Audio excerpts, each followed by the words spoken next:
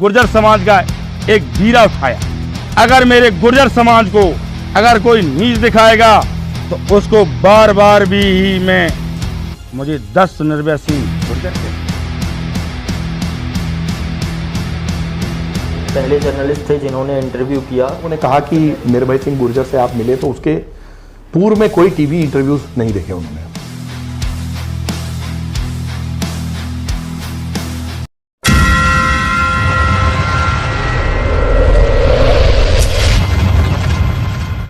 नमस्कार, आज real story के इस अंक में मेरा नाम अभिनय शुक्ला है। हमारे साथ हैं बहुत ही सीनियर एडिटर और जर्नलिस्ट श्री राजेश शर्मा जी। आज हम उनसे चंबल से जुड़े कुछ ऐसे वाक्य पूछेंगे जो कभी कैमरे के सामने नहीं आए।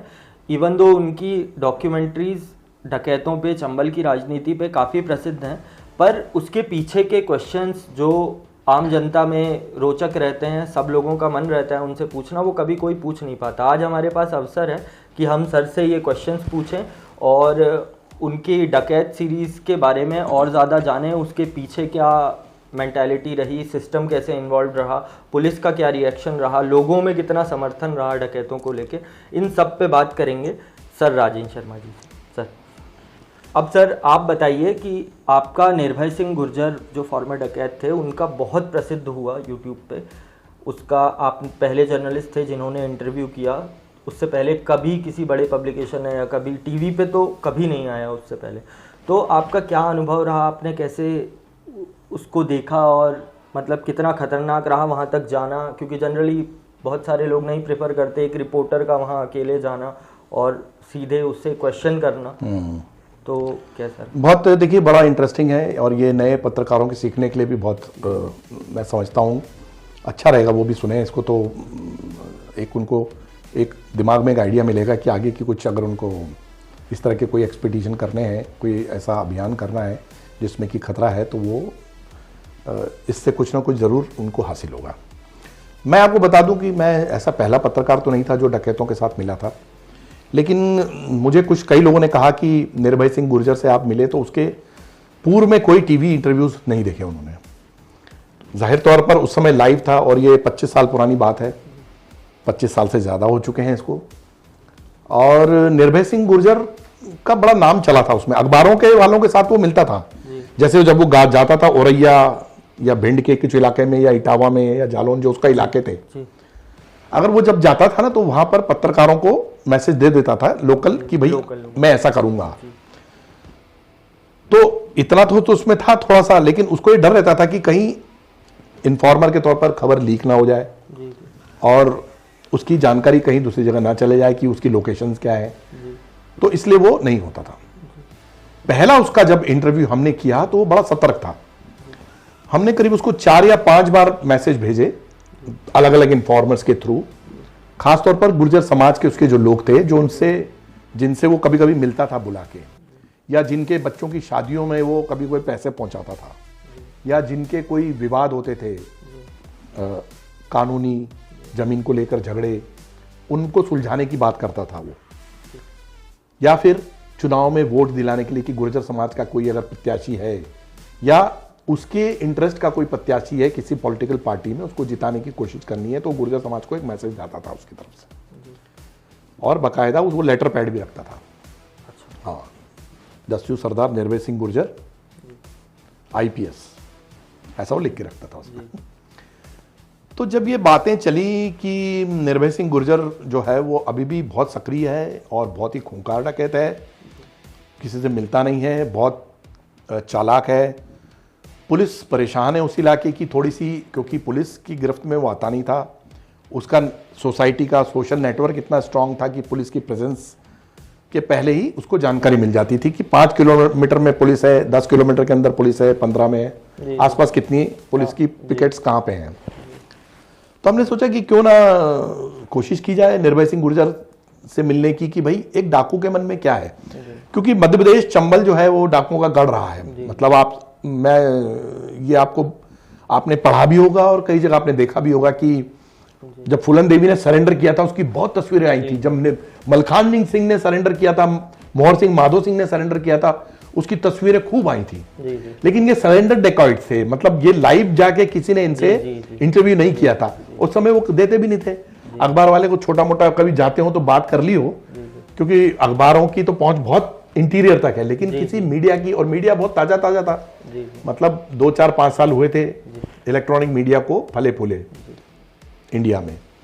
दूरदर्शन था तो दूरदर्शन तो सरकारी चैनल था, तो इसलिए वो वैसे भी दूर रहता था। तो हमने पहले मैसेज पहुंचाया कि निर्भय सिंह गुर्जर से को कि किसी तरह से मुलाकात हो। तो पहले तो बोला कि नहीं, आप लोग उसका जो मैसेंजर था उसका जवाब है कि नहीं भाई, आप लोग ट्रैप में फंसा दोगे हमें, और हम नहीं बात करते किसी से, और आना भी मत इधर, नहीं तो आपकी पकड़ हो जाएगी। पकड़ मतलब, अच्छा, ये आपको इन्फॉर्मर ने हाँ, आना भी मत आप उस इलाके में, नहीं तो आपकी पकड़ हो जाएगी। पकड़ मतलब आपको किडनैप कर लिया जाएगा और फिर आपको पैसे देकर छुड़ाना अच्छा, पड़ेगा। आप लोग इक्विपमेंट भी लिए हुए होंगे? हम लोग इक्विपमेंट तो खैर रहते ही थे हमारे पास उस समय, बहुत अच्छे हाई इक्विप कैमरास थे। तो 30 लाख का सामान लेके हम गाड़ी में घूमते थे, जिसमें कि बड़े डिजिटल कैमरास थे, उसमें लेपल और जो है ट्राइपॉड ही हमारे हाथ से 80,000 1 लाख रुपए के आते थे। तो ये किट हमारे पास रहती थी। अच्छा, हमारे पास कैमरा असिस्टेंट, ड्राइवर्स, ये सब 3-4 लोगों का स्टाफ रहता था। तो इन लोगों के साथ कुछ हो जाए तो इनके परिवार को क्या जवाब देंगे हम? तो ये सब चीजें हमको ध्यान में रखनी पड़ती थी। लिहाजा उनके समाज के कुछ लोगों से जब बात करी, हमने बोला कि भाई, इनका एक बयान आया था, फिर अचानक निर्भय सिंह ने किसी गांव में जाके बोला था, और किसी गांव वाले ने उससे पूछा था कि बाबा आपको, उसको बाबा बोलते थे, बाबा आपका नाम आया है कि निर्भय सिंह गुर्जर सरेंडर कर दें, सरकार आपको जमीन देगी और विस्थापित करेगी। तो डकैत तो वैसे भी बहुत परेशान रहते हैं, पूरी जिंदगी दौड़ते रहते हैं, उनको मालूम है उनकी जिंदगी जो है वो एक जगह बैठने की नहीं है, कभी भी पुलिस आके उनको मार सकती है, और उनकी मौत गोलियों से होगी ये भी उनको पता रहता है। तो उनको लगता था कि हाँ, जैसे फूलन देवी, मलखान सिंह, मोहर सिंह ये सरेंडर हुए, इनको जमीनें मिली हैं, तो क्यों ना अपन भी सेटल हो जाए। लेकिन क्या है कि पर्सनली वेंडेटा, मतलब आपसे में अदावत इतनी होती है डकैतों की, एक समाज से दूसरे समाज में, क्योंकि चंबल में सब तरह के मतलब ब्राह्मण डकैत थे, लालाराम जो है, और मल्लाह डकैत थे, है ना, ठाकुर, हर समाज का जो है एक आदमी, कोई ना कोई आदमी बागी था उस समय।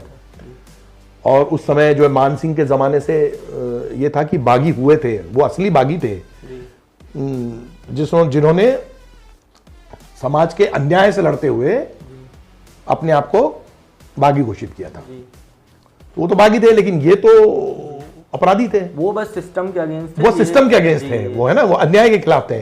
अब ये तो जो है ये तो अपराधी थे, ये तो कोई भी मिल जाता उसका अपहरण कर लेते। मतलब मैंने तो ऐसे देखे हैं कि जिनके पास 2 एकड़ जमीन थी, बड़ी मुश्किल से घर का खाना पूरा होता था, उनसे भी उसने जमीन बिकवाई है। तो ये तो बहुत स्थिति बड़ी, मतलब इसकी गैंग थोड़ा क्रिमिनल एक्टिविटीज था, ये शुरू से बदमाश था, महिलाओं को लेकर भी ये सेक्सुअली अब्यूज करता था उनको, और गरीबों को पैसे के लिए छोड़ता नहीं था, मार देता था। इसके बारे में एक कहावत थी, हमें किसी ने कहा कि भाई साहब आप जाइएगा मत, नहीं तो वो क्या है कि बलि चढ़ा देता है माता जी के मंदिर में। ये सुना है, काफी चलती है सर। तो ऐसा किसी ने, अब होक्स हो या कोई भी हो, लेकिन आदमी तो डर ही जाता है। तो हमने फिर भी कोशिश जारी रखी, क्योंकि हम जो है कुछ कुछ इलाकों में गए थे, जैसे उसके पहले हमने मंदसौर में अफीम की खेती को लेकर और अंडरवर्ल्ड को लेकर स्टोरीज करी थी, तो हमको थोड़ा सा आ गया था कि हमने कर ली है। और उसके पहले अखबारों में तो हम बहुत सारी अंडरवर्ल्ड की स्टोरीज करते ही थे। इलेक्ट्रॉनिक मीडिया में हमको लगा कि जब शुरुआत है ये जब जर्नलिज्म की, तो इसमें क्यों ना उस पक्ष को दिखाया जाए। रोज हम पुलिस से बात करते हैं, रोज डकैत के मूवमेंट की बात होती है, एक बार डकैत से तो मिला जाए कि भाई तुम्हारे खिलाफ जो पुलिस दौड़ रही है, तुम क्या कर रहे हो, ऐसा कभी कभी लगता था। तो निर्भय सिंह गुर्जर से मिलने की जब बात हुई, तो किसी ने हमको सजेस्ट किया कि उसकी एक मुंह बोली बहन है राजकुमारी गुर्जर। मेरा काफी साल से उनसे संपर्क नहीं है, तो हमने दोनों जगह, तीनों जगह अपने इन्फॉर्मर भेजे हुए थे। तो राजकुमारी गुर्जर तक मैसेज भेजा, तो उन पर मेरे पास उनका जवाब आया है कि हाँ मैं भी चलूंगी आपके साथ, मैं भी चलूंगी। फिर हमने दूसरे इन्फॉर्मर को बोला, तो उसका जवाब आया कि सर आप जो है अगर मिलेंगे किसी भी डकैत से, तो किसी गांव के किनारे पे मिलें, आप बीच बीहड़ में ना जाएं, क्योंकि रास्ता आपको पता नहीं होगा, बरसात में तो बीहड़ में पानी भर जाता है, रेत में चलना मुश्किल होता है, आप 4 कदम नहीं चल सकते रेत में पानी भरी हुई। तो बोले आप कभी मत जाना, आप किसी गांव के किनारे उससे मिलने की कोशिश करना। तो हमने उसको लोकेशन वगैरह दी थी, तो उसने बोला कि अच्छा आप आइए, देखते हैं मिल सकते हैं कि नहीं। तो हमको लगा कि ये अब इसकी इच्छा है मिलने की। तो जो जानकारी हमने उसकी दी थी, उसने जानकारी निकलवाई हमारी कहीं से।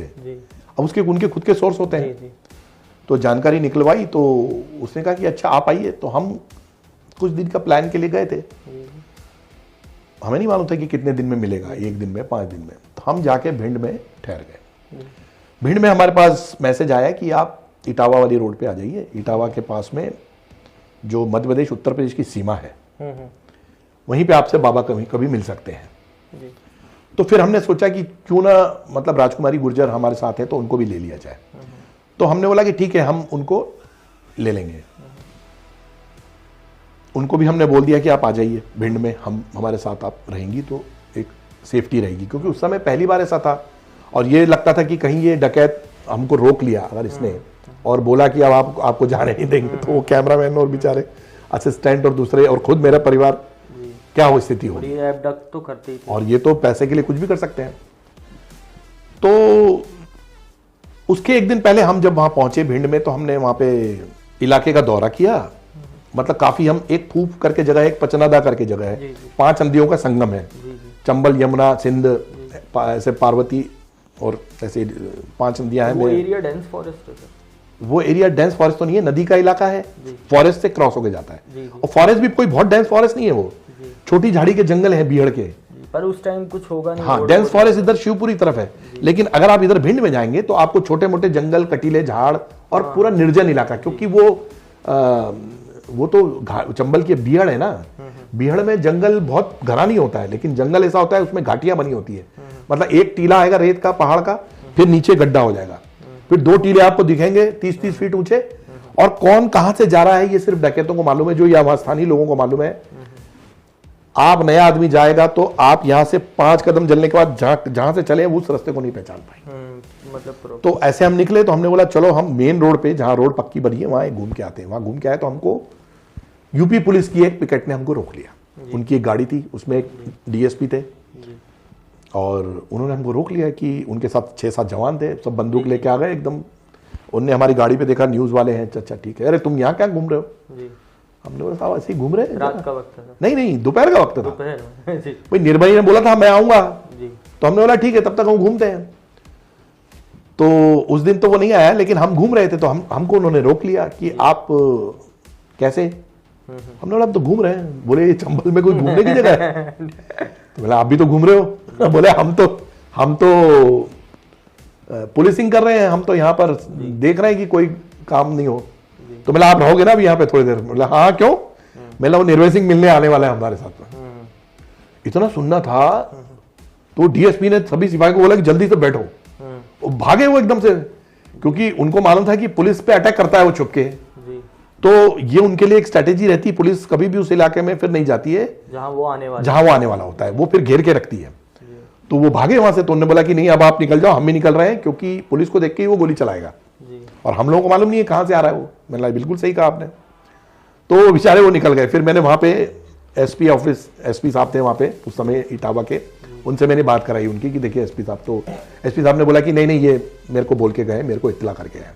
मतलब ऐसा नहीं है, हमने यूपी में जितना जो था उसके एसपी को इत्तला की थी, भिंड के एसपी थे गाजीराम मीणा, उनको इत्तला की थी, आईजी थे यहाँ पर उनको इत्तला की थी, जो लखनऊ में जो एडीजी थे उनको इत्तला की थी, भोपाल में जो थे सीनियर ऑफिसर उनको भी पता था कि हम जाएंगे चंबल में। सर किसी ने आपको ऐसा नहीं कहा कि यार क्यों कर रहे हो, परेशान हो जाओगे वहाँ या कोई घटना हो जाए? नहीं, उनको ये नहीं बताया था कि निर्भय से जा रहे हैं। अच्छा। ये सिर्फ हमको पता था, ये सिर्फ पता था कि बस विजिट भिंड के एसपी को, सिर्फ भिंड के उस समय एसपी थे, उनको पता था कि ये शायद निर्भय से मिल सकते हैं। तो हमको उन्होंने बोला था कि देखो आप थोड़ा सा मिल सकते हो ठीक है, लेकिन आप थोड़ा ध्यान रखिएगा। दूसरा, अगर आप मिल ही लिए और आपसे अच्छे से पेश आ रहा है तो उसकी फोटो हमें जरूर दीजिएगा, क्योंकि हमारे पास कोई फोटो नहीं है। सर किसी स्टेट के पास नहीं था, यूपी एमपी कहीं किसी के पास नहीं था। होता तो सर्कुलेट हो जाता तो पहचान लेते उसको। तो अच्छा बाबा था तो सब बोलते थे कि यार बाबा कैसा दिखता है मालूम नहीं। और वो उस समय फोटो उतारने देता नहीं था। हो भी किसी के पास, किसी पत्रकार के पास किसी ने कैमरे से उठाया हो तो वो उसकी हिम्मत नहीं होती थी कि दे दे पुलिस को, क्योंकि उसका नाम आ जाएगा। ये संभव है, मतलब अपन तो ये नहीं कह सकते, जितनी जानकारी है हमारे पास हम उतना ही कह सकते हैं। उन्होंने पूरी यूपी पुलिस चली गई। हम जब वापस लौट के आए घूम घाम के, तो हमारे पास उनका मैसेज था कि आप, गांव वाले से हमने बोल दिया है आप भोजन कीजिए और खटिया पे आराम कीजिए हमारे। तो हम 3-3:30 बजे घूम के आ गए थे। तो हमने 3 बजे वहीं गांव वालों ने वहीं पे सब्जियां लगी थी, तोड़ के दाल बनाई, रोटी बनाई, देसी घी डाला उसमें, अचार के साथ हमको खिला दिया। बहुत अच्छा ग्रामीण परिवेश में भोजन कर रहे हैं आप। जी जी। हम खटिया पे लेटते से हमको नींद आ गई। बॉर्डर पे गांव था, एमपी यूपी के बॉर्डर पे था, गांव था एकदम रिमोट एरिया। उसका नाम था बहादुरपुरा। अच्छा। हाँ, और बड़ा फेमस गांव है। जी। तो 3:30 बजे से हम इंतजार करते रहे। जब 3:30 बज गए, उसके बाद तो 4, 5, 5:30 चाय भी पी ली हमने, 7, 7:30। अचानक से 8:30 बजे 6-7 लोग गांव वाले दौड़ते हुए आए कि बाबा आ गया, बाबा आ गया, अब आप जाना मत, बस यही है। जी। और जैसे ही 8:30 बजे निर्भय सिंह पूरी उसकी फौज के साथ आ गया वहां। सर कितने लोग उसके साथ उस समय एक फौजी था उसका जो वो था, और 2 डकैत और थे, और श्याम सिंह जाटव था जो लड़का था वो। जी जी जी, राधे श्याम जाटव। हाँ, राधे श्याम जाटव। उसको श्याम बोलते थे, राधे श्याम था उसका पूरा नाम, लेकिन उसको श्याम सिंह जाटव बोलते थे। ये 5 लोग तो सामने आए थे। कहां से निकले हमको दिखा भी नहीं, क्योंकि सामने तो भीड़ था, सामने रास्ता दिख रहा था, लेकिन दिखे ही नहीं हमें। रात के अंधेरे में कहां से आए, एकदम से सामने आके उन्होंने बोला मैं निर्भय, मैं, हाँ भैया बोलिए, मैं बाबा। तो वो पहचान गई हमारे साथ, जो राजकुमारी गुजर थी वो पहचान गई। उन्होंने बोला ये आ गए, आइए। तो हमने बोला चलिए आइए। तो खटिया पे बैठे, उनके हाथ में एक शराब की बोतल थी, उन्हें रखी वहां पे, और उन्होंने शराब पीना शुरू। और सर जो आसपास लोकल लोग होंगे उनका क्या रिएक्शन रहता था? वो लोग डर जाते थे या? कोई नहीं आया, सब गांव के अंदर दरवाजा बंद करके और खिड़की में से देख रहे थे हमको। मतलब 1 किलोमीटर दूर तक तो कोई नहीं था। वो अकेली झोपड़ी थी जिसमें कि करीब 1 किलोमीटर का गांव था, तो वो 100 मीटर गांव से भी 200 मीटर दूर था। वो लोगों ने आपको खाना वाना खिलाया और सब साथ रहे, वो सब भग गए दूर? हाँ, जिसने खाना खिलाया उसमें घर में 2 लोग थे, उसकी माँ थी और लड़का था। जो लड़का, उसने फिर बताया, मैं आपको ये जानकारी दे रहा हूं कि 3 बजे जब हम आए थे तो लड़का, उसके पहले 1 बजे वो निकल चुका था पैदल भीड़ में जी। और वो चला 3 या 4 घंटे जी। और उसने वहां पे बोला कि ऐसे ऐसे आए हैं, और मुझे लगता है 5-6 बजे तक पहुंचा होगा, और 6 बजे ये रवाना हुए तो ये जल्दी आ गए शॉर्टकट से। अच्छा। तो ये लोग जो है ये 8:30 बजे तक, 9 बजे तक आ गए। मतलब आप सोचिए कि पैदल इन्फॉर्मर गया, उसने बताया, और फिर ये लोग वहां से चले और फिर ये पैदल आए। तो जैसा कि फिल्मों में दिखाते ना, चंबल घोड़े पे और गड़गड़, ऐसा कुछ नहीं था। आपको पता भी नहीं चलेगा ये लोग कब आ जाएंगे सामने, कब चले जाएंगे। मोस्टली मूवमेंट पैदल ही करते हैं। मोस्टली मूवमेंट पैदल होता है। मतलब बातचीत में तो उसने बताया कि कई बार 40-40 किलोमीटर तक चलते हैं लोग। और सर दिन में भी मूव करते हैं कि रात? दिन में भी मूव करते हैं, लेकिन दिन में कम करते हैं, क्योंकि उनको मालूम रहता है कि गांव वाले जा रहे हैं, कोई जा रहा है, मान लीजिए हेलीकॉप्टर उसका निकला यहाँ से, तो उन्होंने देखा ये क्या डकैत छुपे हुए हैं। दिन में कम मूवमेंट होता है, लेकिन रात में, उसमें तो ड्रोन नहीं थे, ये सब चीज नहीं थी, नहीं तो कब से ट्रेस हो जाते। रात में ही मूवमेंट करते हैं, और दिन में आग वाग कहीं जलाते थे तो उसको ढक देते थे, पानी डाल देते थे, सब खाना वाना बनाने का। भीड़ में कोई नहीं जाता था उसमें। इन्फॉर्मर दिन में रहते थे तो दूर तक दिख जाता था। एक टेकरी पर डाकू खड़ा रहता था, वो तुरंत चिड़िया की आवाज में, चील की आवाज में चिल्ला देता था, सियार की आवाज निकाल देता, जंगली जानवर की आवाज। कुछ फोन मोबाइल ऐसा कुछ यूज करते थे? मोबाइल यूज करते थे। अच्छा। हाँ, तो निर्भय सिंह उस समय जो है उनके साथ 4 था। हमने बातचीत करी उनसे, और पूरी डिटेल में हुई क्या हुई, वो अकड़ उसमें साफ दिख रही थी। सर शुरू में आते साथ ही उसने मतलब किस तरह से बताया कि मैं ये हूँ, मैं नहीं, कुछ ज्यादा इंट्रोडक्शन नहीं दिया। वो तो समझता था ना मैं बहुत बड़ा आदमी हूँ, मेरे को सब जानते ही हैं, जानते हैं मुझे, तो मेरा ऑरा देखते ही। हाँ, तो उसने जैसे हाँ भाई कहिए, और तो आके और बैठे, तो वो पीछे से बोला बाबा आ गए, बाबा आ गए। तो उनके दोनों डाकू थे, वो भी साइड में बैठ गए। पीछे फौजी करके एक था, वो उसको मूंछ बड़ी बड़ी थी, उसको फौजक बोलता था, वो बैठ गए। और हम लोग बैठे थे चारपाई पे, हम लोग भी खटिया पे बैठ गए। और तस्वीर आपको दिखाएंगे तो उसमें आपको दिखेगा। और वो मैडम थी, तो वो बोली थी हमारा फोटो मत लीजिएगा, क्योंकि जो उनकी बहन थी, जो मुंह बोली बहन थी, गुर्जर समाज से ही थी, उन्होंने हमारा फोटो मत लीजिएगा, क्योंकि हम अवॉइड करना चाहते हैं इसको, हमारी शक्ल ना दिखे, ज्यादा अच्छा है। हमने बोला ठीक है यार, हमको कोई दिक्कत नहीं है। फिर सर आप लोगों ने एकदम शूट करा उसने पर? फिर हमने उनसे बातचीत शुरू करी। रात को 8:30 बजे से बातचीत शुरू हुई, तो सुबह 5:30 बजे तक वो हमसे बात करता। और उसने पूरी बोतल दारू की खत्म कर दी। हमसे भी पूछा, हम तो नहीं पीते थे। हमने बोला हम तो भोजन करेंगे। दारू के साथ उसने फिर 8:30 बजे, 9, 10 बजे, 11 बजे हमारे साथ खाना खाया। फिर हमने रात को खाना भी उसके साथ खाया और वो बोलता रहा।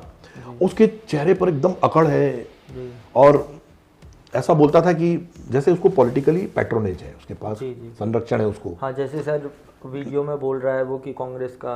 हाँ, जैसे उसने बोला वीडियो में। मैंने उससे बोला आपको किसका संरक्षण है? किसी का नहीं, मेरे पास वोट के लिए आते हैं। क्या मुलायम सिंह, क्या आडवाणी, ऐसा उसका है उसमें।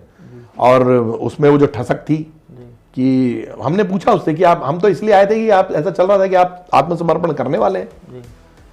तो हंसने लग गया। बोले कि आपको किसने बोला? मैंने ऐसा चल रहा था, अखबारों में छपा था।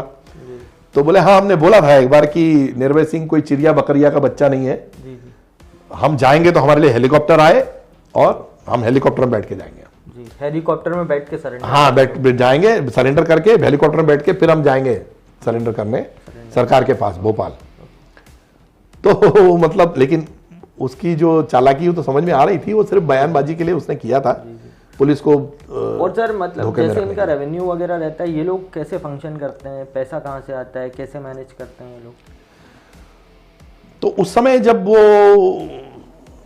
बातचीत उसने करी, उसने बहुत सारी चीजों का खुलासा भी किया कि किस तरह से उसको चुनाव में राजनीतिक संरक्षण मिलता है, उसको पैसा कहां से आता है, बुलेट कहां से आती है। ये उसमें स्पेसिफिक नहीं बताया, लेकिन उसे बोला कि हमको सब मिल जाता है।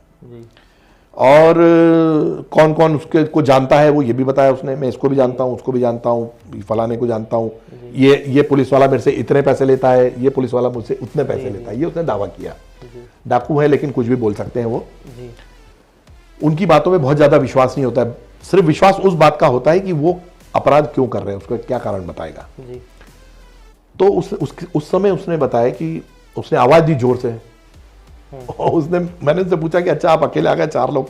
तो हंसने लगा देख के। अरे आपको पता ही नहीं है क्या? उसने बोला तो जितने मकान थे गांव पे, सब पे आदमी खड़े हो गए एकदम। उसके बाद कम से कम 15 लोग चल रहे थे उस समय, 15 या 20 लोग, 4-5 साथ में, बाकी सब पोजीशन। हाँ, सब पोजीशन पे हैं। बोले हम यहाँ पे आए हैं ना तो रेकी करके आए हैं। यहाँ से 10 किलोमीटर तक कोई पुलिस वाला नहीं है आसपास। दोनों हम तीनों को भी थोड़ा लगा। सर मतलब वो अपने लिए खतरा सिर्फ पुलिस को मानता था या बाकी? पुलिस को ज्यादा मानता था। और जो राइवल गैंग्स होते हैं उनके मुखबिर, जो उनके मुखबिरी करते हैं, उनको खतरा मानता था वो। तो उसने कहा कि देखिए, तो झोपड़ी पे सब खड़े हो गए। वो फौजी बताया, टॉर्च की लाइट मार के देखो, एक ये, एक वो, और ये 10 किलोमीटर तक इस इलाके में कोई पुलिस वाला नहीं है, पहली बात। दूसरी बात, आपकी गाड़ी में क्या क्या सामान है हमको सब पता है। हमने क्या है, बंदूक छिपा रखी? बोले नहीं, आपके पास कैमरा है और कुछ नहीं है। और 3 टांग वाला ये है, ट्राइपॉड को बोल रहा था। और एक कैमरा, तो बोले ये कैमरा हमको जो बड़ा जो दिख रहा है ये हमको थोड़ा सा संदेहास्पद लगता है, ये क्या है? ये बोले कैमरा ये भैया। श्याम सिंह बोला हम तो सोचे तोप लेके आए हम। अच्छा, वो बच्चा। उस समय बड़े कैमरे चलते थे। हमने बोला नहीं तोप नहीं है, ये तो कैमरा ही है, आप देख लो। फिर हमने उसको वो दिखाया। उसमें व्यू फाइंडर भी नहीं था उसमें, उस जमाने में। उसमें कैमरे व्यू फाइंडर बहुत कम आता था, कभी कभी आता था, लेकिन वो इससे ज्यादा देखते थे।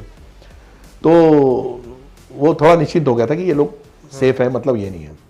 और दूसरा, फिर वो उनकी मुंह बोली बहन थी, तो वो बोली भी कि मैं इनके साथ आई हूँ भैया, इनके साथ ही जाना है मेरे को, तो आप जल्दी से बात कर लो, दारू कम पियो, सरेंडर कर दो, मैं आपके हाथ मान जोड़ता हूँ। तो उन्होंने उसने कारण बताया कि भाई मैं सरेंडर कर दूंगा, मेरे समाज वालों को कौन बचाएगा। वो बोला कि फलाना डकैत गिरोह चल रहा है वहां पे। अरविंद गुर्जर उसका राइवल था ही। रामवीर गुर्जर और अरविंद गुर्जर दोनों भाई इसके बहुत दुश्मन थे। उसने बोला मैं सरेंडर कर दूंगा तो इनको कौन बचाएगा। मतलब कहने का मतलब ये था कि वो ये बताना चाहता था कि मैं समाज के लिए लड़ रहा हूं, जबकि वो समाज को एक अपना शील्ड बना के रखता था। लड़ता तो पैसे के लिए था। उसको मालूम था कि मैं डकैत बन गया हूं, मेरे को एक्सेप्ट नहीं करेंगे, कई लोग मारेंगे, उसको अटैक करेंगे, जिन लोगों के कत्ल किए उसने। तो वो सब जो है बड़े पैमाने पर उसका क्रिमिनल रिकॉर्ड था। तो उसने बताया कि देखिए इतने सब मेरे सब लोग हैं और 45 लोग मेरे वहां पर हैं, जो ठिकाना था 10 किलोमीटर दूर जहां पे उसका पूरा गैंग ठहरा हुआ था, जिसमें कि उसमें कि वो उसकी वो पत्नी भी थी जी। और नीलम गुप्ता जी जी। और उसका जो श्याम सिंह, उसकी भी शादी कर दी थी। बोल रहा था मैं श्याम सिंह की शादी कर दी अभी, मतलब उसमें ताजी ताजी बात थी, श्याम सिंह की शादी करी थी उसने जी जी। तो मैंने बोला अच्छा कि श्याम सिंह, सरला जाटव बोले उसका नाम है। उसके हमने श्याम सिंह से शादी कर दी है। श्याम सिंह बोला मैंने तुम्हारी शादी हो गई है? तो बोला हाँ मेरी शादी हो गई है बाबा ने। तो मैंने तुम इनके साथ रहोगे, जाओगे नहीं घर अपने? तो वो निर्भय बोला कि मैं तो उसको बोलता हूँ तू अपने पिताजी से मिलके आ जाए कर। तो बोलता नहीं मैं नहीं जाता। अब वो ये बताने की कोशिश कर रहा था कि देखो मैं इस बच्चे को लाया हूँ और हाँ वेलफेयर इसका सब कुछ ध्यान रखता हूँ, मेरे बेटे जैसा रख रहा हूँ, और रखता भी था उसको बेटे जैसा, और बेटे जैसा रख रहा हूँ, और वो तो अब मेरे साथ ही रहना चाहता, वो जाना नहीं चाहता। जबकि बाद में जब श्याम सिंह ने जब भाग गया था ना, तब उसका बयान था कि इसने मेरी पूरी जिंदगी बिगाड़ दी इसने।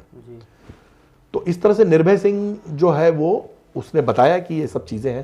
फिर उसने अपने मोबाइल फ़ोन एक्सचेंज किए मेरे से, और उसके बाद जो है वो सुबह 5:30 बजे फिर बोला कि अब हम जा रहे हैं, पौ फटने वाली है, ठंड का मौसम था, अब हमको जाने दो, आप कल वहीं अंदर आ जाना, 10 किलोमीटर अंदर बीहड़ में ये लड़का लेके आएगा, आप चाहो तो आ जाना।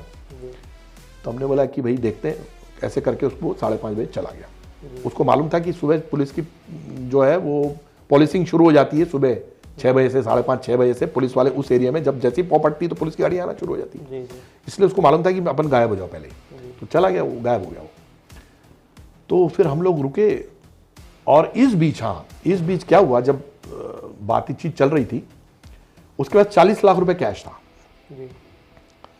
और उसने वहीं खड़े बैठ के जो वहां का सरपंच था जो घर के अंदर किवाड़ से सुन रहा था उसको बोला कि सुन लो, तुम किसी की शादी में वो अड़ंगे डाल रहा था, तो बोले सुन लो, तुम वो 2 लोगों की शादी जो हो रही है उसमें तुम बिल्कुल टांग मत अड़ाना, नहीं तो मैं तुमको देख लूंगा। धमकाया उसको, सरपंच को। तो उसने बोला नहीं नहीं बाबा, मैं तो आप जैसा बोलोगे वैसे ही हो जाएगा।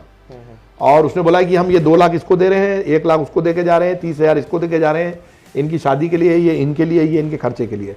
ऐसा वो पैसे भी बांट के गया, और हमको जबरदस्ती उसने 5-5 10-10 हजार रुपए सबको दिए कि अरे आप हमारे मेहमान हो, आप आयो। हमने बोला यार हमने तो सुना था कि डाकू लूटते हैं, तुम हमको पैसा दे रहे हो। हालांकि हम लोगों ने बोला कि ये किसी आश्रम में हमने दान कर दिया पैसा कि भाई किसी के काम आ जाए, ज्यादा अच्छा रहेगा। तो मतलब ये बताने की कोशिश करता था सर कि वो मतलब आपको एज अ मीडियम यूज करके अपनी इमेज रिबिल्ड करना चाह रहा था, बिल्कुल, जो बिल्कुल, क्रिमिनल बिल्कुल, से बिल्कुल। बदल के और ऐसा हो जाए कि यार मैं बहुत वेलफेयर वाला आदमी हूँ पूरा क्षेत्र। बिल्कुल, वो ये चाहता था कि देखिए मीडिया के सामने मैं अन्याय से लड़ने वाला दिखूं एक आदमी, और उसमें बोलता भी था कि पुलिस वाले तो जबरदस्ती केस बनाते हैं। मेरे घर में ही शुरुआत हुई थी, मेरे घर में केस बना दिया था, मेरी जमीन पे कब्जा करने गए थे, जब कब्जे वालों के खिलाफ मैंने पुलिस में कंप्लेंट करी तो पुलिस ने मेरी मदद नहीं करी, तो मैं अन्याय से लड़के ही मैं बागी बना। ठीक है, हो सकता है ये रीजन, लेकिन बाद में उसने जो जिस तरह से अन्याय किया, महिलाओं को सेक्सुअली अब्यूज किया, अपहरण कर लेता था। अब सरला जाटव जो है वो इतनी छोटी थी उम्र में, जिसको कि वो उठा लाया। 12-13 हाँ, साल की बताती है। मुन्नी पांडे जो थी उसके भाई की बेटी थी वो। तो मुन्नी पांडे जिससे इसकी पहले शादी हुई थी, और उसके बाद इसने सीमा परिहार से शादी करी क्योंकि लाला राम की गैंग में था। उसने पूरा बताया, और सीमा परिहार के नाम पर बड़ा चिढ़ता था, उससे बोलता था चली गई, छोड़ के चली गई, ठीक है जान दो, अब मेरे साथ जो है ये है दूसरी जो है नीलम गुप्ता, लेकिन वो भी बहुत छोटी थी। और वो रहता था 4-5 लड़कियां और मॉडर्न कपड़ों में वो रखा करता था अपने साथ आसपास। देखिए वो तो एक्चुअली क्या है, वो शर्ट पैंट तो पहनते ही है, वो चंबल में इनको जो कपड़े मिल जाते हैं, भागना रहता है, और वो साड़ी पहन के तो भाग नहीं सकती है ना, तो या तो सलवार सूट पहनेंगे या शर्ट पैंट पहनेगी। शर्ट पैंट पहनेगी तो उसमें पॉकेट है बंदूक की, वो जो कार्ट्रिज है वो जो है ना, उसका थैला भी बन जाएगा, उसमें पॉकेट में रख लेंगे सामान वो। तो ये तो चीज बताते थे वो लोग। और दूसरा वो जो है आईपीएस की ड्रेस जरूर रखता था अपने पास, इसकी ड्रेस पे आईपीएस। क्या कारण वो अपने आप को आईपीएस क्यों बोलता था? वो ये कहना चाहता था कि मेरा राज है, इस इलाके का मैं एसपी हूँ, मैं आईपीएस हूँ, मैं किसी से डरता नहीं हूँ, पुलिस वालों को बताने के लिए कि देखिए मेरा इस इलाके में राज है, तुम्हारा अगर उसमें राज है तो। सबसे बड़ी बात यही होती थी कि जो पुलिस प्रशासन था वो जानते थे कि किन इलाकों में ये ऑपरेट कर रहे हैं, लेकिन लोकल लोगों की मदद से इन्फॉर्मर उसको पुलिस की लोकेशन बता दिया करते थे।